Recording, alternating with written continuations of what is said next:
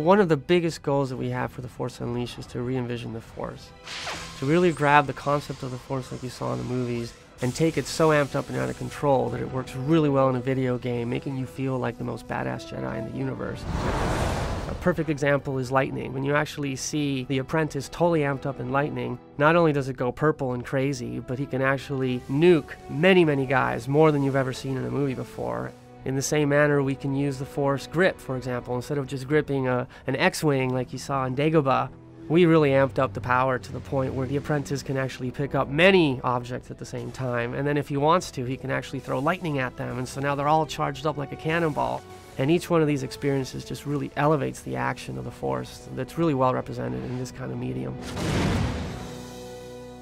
My favorite part of the combat for The Force Unleashed 2 is that the sabers actually matter. You now carry 2 instead of 1. And not only does that look impressive because you have twice as much weaponry as you used to, but it really allowed us to evolve the combat system and the way you interact with the enemies. The number of hits you're able to achieve on a given target are obviously much faster now with being able to do 2 hits. You'll also be able to do a dual lightsaber throw. We've added the ability to do dismemberment. You're able to decapitate guys now. The changes we made to the lightsaber really lend a lot more to the realism and immersion that the player will experience in the game. It's not just like a baseball bat. It's really going to be much more like what Star Wars fans have seen in the movies.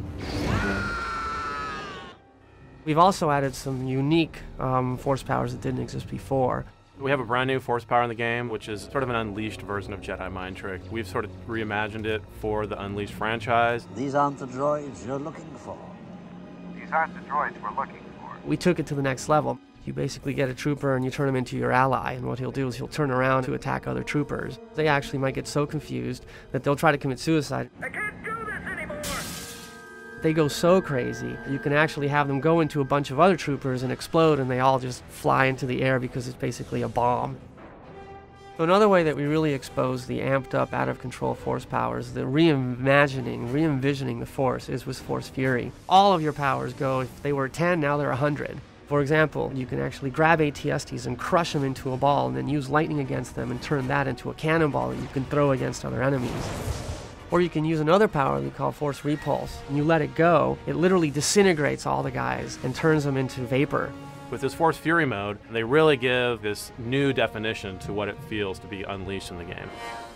Another feature that we really worked on to improve the interaction with the world is the combat system from a perspective of targeting.